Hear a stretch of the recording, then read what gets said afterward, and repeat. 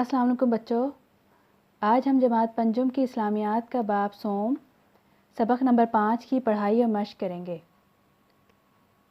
عنوان ہے غزوہ احد۔ اس سے پہلے ہم نے سبق نمبر 4 میں غزوہ بدر کے بارے میں پڑھا تھا۔ مدینہ منورہ کے قریب ایک پہاڑ کا نام احد ہے، یہ شہر سے 5.5 کلومیٹر کے فاصلے پر ہے۔ غزوہ بدر کے بعد شوال 3 ہجری میں مسلمانوں اور کفار کے درمیان احد کے دامن میں ایک جنگ لڑی گئی جسے غزوہ احد کہا جاتا ہے۔ یہ کفار اور مسلمانوں کے درمیان ہونے والی دوسری جنگ تھی۔ کفار نے بدر کی شکست کا بدلہ لینے کے لیے جنگی ساز و سامان سے لیس 3000 افراد پر مشتمل ایک زبردست فوج تیار کی۔ اس فوج میں 700 زرہ پوش سپاہی اور 100 ماہر تیر انداز تھے۔ فوجیوں کو حوصلہ بڑھانے کے لیے مکے کی خواتین بھی فوج کے ساتھ تھیں۔ یہ لشکر شوال 3 ہجری کے آغاز میں مکہ سے روانہ ہوا۔ ادھر نبی اکرم صلی اللہ علیہ وآلہ وسلم بھی اہل مکہ کی نقل و حرکت پر نگاہ رکھے ہوئے تھے۔ جو ہی آپ صلی اللہ علیہ وآلہ وسلم کو مشرکین مکہ کے روانہ ہونے کی اطلاع ملی تو آپ نے صحابہ کرام رضی اللہ تعالیٰ عنہ سے مشورہ کیا۔ آپ صلی اللہ علیہ وآلہ وسلم نے یہ رائے پیش کی کہ ہمیں شہر میں رہ کر ہی اپنا دفاع یعنی حفاظت کرنی چاہیے، مگر نوجوان صحابہ نے اسے اپنے شان کے خلاف سمجھا اور رائے دی کہ ہمیں کھلے میدان میں دشمن کا مقابلہ کرنا چاہیے۔ ان نوجوانوں کے اصرار پر آپ صلی اللہ علیہ وآلہ وسلم نے مدینہ منورہ سے باہر نکل کر کفار کا مقابلہ کرنے کا فیصلہ کیا۔ اس موقع پر ایک شخص عبداللہ بن ابی نے شہر سے باہر نکل کر لڑنے کی مخالفت کی۔ نبی اکرم صلی اللہ علیہ وآلہ وسلم 1000 مجاہدین کے ہمراہ مدینہ منورہ سے روانہ ہوئے۔ آپ صلی اللہ علیہ وآلہ وسلم اپنے لشکر کے ہمراہ میدان جنگ کے قریب پہنچنے والے تھے۔ اس نازک موقع پر عبداللہ بن ابی اپنے قبیلے سے 300 افراد کے ساتھ اسلامی فوج سے الگ ہو گیا۔ یہ شخص ظاہری طور پر اسلام کی حمایت میں نکلا تھا، دراصل یہ منافق تھا۔ وہ شخص جو ظاہری طور پر اسلام کے ساتھ ہو لیکن دل سے اسلام کی مخالف ہو اسے منافق کہتے ہیں۔ اب اسلامی لشکر کی تعداد صرف 700 رہ گئی تھی۔ آپ صلی اللہ علیہ وآلہ وسلم باقی مجاہدین کے ساتھ میدان جنگ میں تشریف لائے۔ اسلامی لشکر کی پچھلی جانب احد کا پہاڑ تھا اور سامنے لشکر قریش کا کیمپ تھا۔ اسلامی فوج کی پچھلی جانب ایک درہ تھا، یعنی پہاڑ کے درمیانی جگہ، جس سے دشمن فائدہ اٹھا سکتا تھا اور مسلمان فوج پر بے خبری میں حملہ کر سکتا تھا۔ آپ صلی اللہ علیہ وآلہ وسلم نے عبداللہ بن جبر رضی اللہ تعالیٰ عنہ کی قیادت میں 50 ماہر تیر انداز اس درے پر تعینات کر دیے اور انہیں تاکید کی کہ فتح ہو یا شکست تم کسی صورت بھی درہ نہیں چھوڑنا۔ لڑائی کا آغاز انفرادی مقابلے سے ہوا، جس میں حضرت علی رضی اللہ تعالیٰ عنہ نے اپنے مد مقابل کو قتل کر دیا۔ اس کے بعد عام لڑائی کا آغاز ہوا۔ مسلمانوں نے بہت سے مشرکین کو قتل کیا۔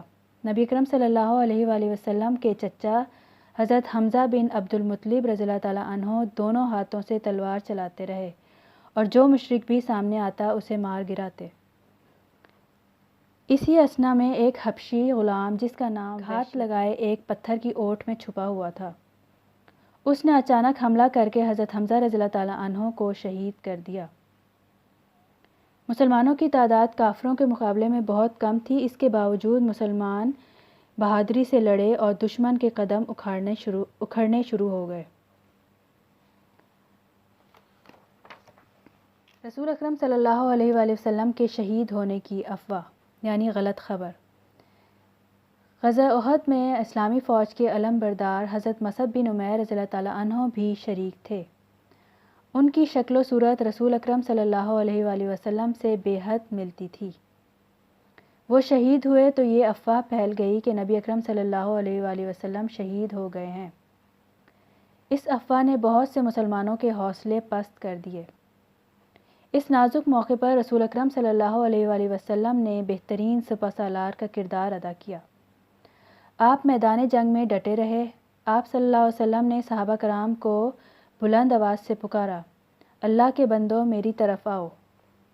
یہ آواز سنتے ہی صحابہ کرام رضی اللہ تعالیٰ عنہ دیوانہ وار رسول اکرم صلی اللہ علیہ وآلہ وسلم کی طرف پلٹے اور جم کر کفار کا مقابلہ کرنا شروع کر دیا۔ اس موقع پر صحابہ کرام رضی اللہ تعالیٰ عنہ نے رسول اکرم صلی اللہ علیہ وآلہ وسلم کی حفاظت کے لیے ایسی جانثاری کا مظاہرہ کیا کہ انسانی تاریخ میں اس کی مثال نہیں ملتی۔ حضرت طلحہ رضی اللہ تعالیٰ عنہ نے اپنے جسم کو آپ صلی اللہ علیہ وآلہ وسلم کے لیے ڈھال بنا لیا۔ آپ صلی اللہ علیہ وآلہ وسلم کی طرف جو تیر بھی آتا، حضرت طلحہ رضی اللہ تعالیٰ عنہ اسے اپنے جسم پر روک لیتے۔ جب جنگ ختم ہوئی تو ان کے جسم پر 70 سے زیادہ زخم تھے۔ اس جنگ میں حضرت محمد صلی اللہ علیہ وآلہ وسلم بھی زخمی ہوئے اور آپ کا نچلا دانت شہید ہو گیا۔ صحابہ کرام نے اپنی بے مثال شجاعت یعنی بہادری سے کفار کے حملے کو پلٹ دیا اور کفار فتح و شکست کا فیصلہ کیے بغیر میدان جنگ چھوڑ کر چلے گئے۔ نبی اکرم صلی اللہ علیہ وآلہ وسلم نے کفار کا تعقب یعنی پیچھا کیا تاکہ وہ پلٹ کر مدینہ پر دوبارہ حملہ نہ کر دیں۔ غزوہ احد کے نتائج۔ اس غزوے میں عارضی شکست کا سبب تیر اندازوں کی غلطی تھی۔ انہوں نے رسول اکرم صلی اللہ علیہ وآلہ وسلم اور اپنے امیر کی اطاعت یعنی فرمانبرداری نہیں کی۔ اس عارضی شکست نے مسلمانوں پر اطاعت رسول اور اطاعت امیر کی اہمیت واضح کر دی۔ اس جنگ کے موقع پر منافقین مدینہ اپنے طرز عمل سے پہچان لیے گئے۔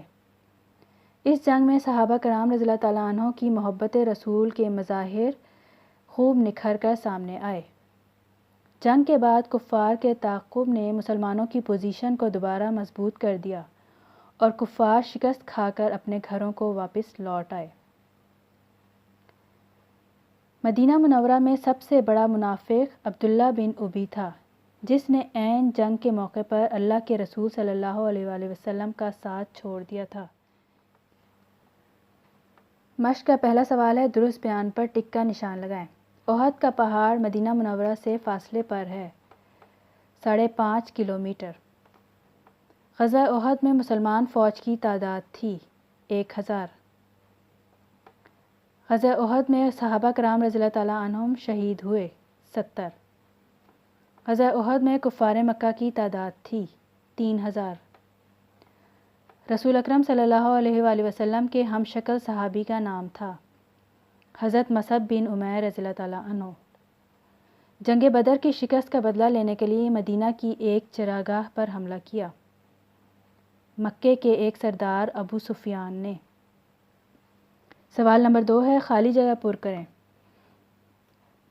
احد مدینہ منورہ کے قریب ایک پہاڑ کا نام ہے۔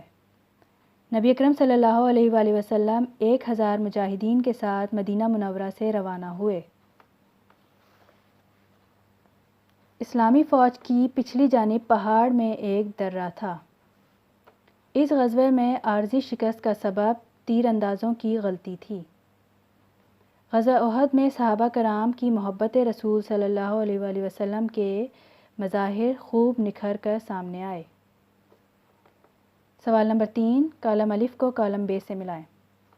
کفار مکہ نے غزوہ بدر کی شکست کا بدلہ لینے کے لیے 3000 سپاہیوں کا لشکر تیار کیا۔ اس نازک موقع پر منافقین کا سردار عبداللہ بن ابی نے اپنے قبیلے کے 300 افراد کے ساتھ اسلامی فوج سے الگ ہو گیا۔ ان شہداء میں اسلامی فوج کے علم بردار حضرت مصعب بن عمیر رضی اللہ تعالیٰ عنہ بھی تھے۔ اس موقع پر رسول اکرم صلی اللہ علیہ وآلہ وسلم نے بہترین سپہ سالار کا کردار ادا کیا۔ حضرت طلحہ رضی اللہ تعالیٰ عنہ نے اپنے جسم کو آپ صلی اللہ علیہ وآلہ وسلم کے لیے ڈھال بنا لیا۔ بچوں، سوال نمبر 4 مختصر جواب دیں، ورک شیٹ میں دیا گیا ہے، وہاں سے دیکھ کے آپ نے جواب لکھنے ہیں۔ پیج نمبر 58 پہ جائزے کے تفصیلی جواب۔ سوال نمبر 2، غزوہ احد کے نتائج بیان کریں۔ یہ پیج نمبر 55 پہ ہے۔ یہ 4 نتائج دیے ہوئے ہیں، یہ اپنے یہاں سے شروع ہوگا، 1 سے واپس ہوئے یہاں تک۔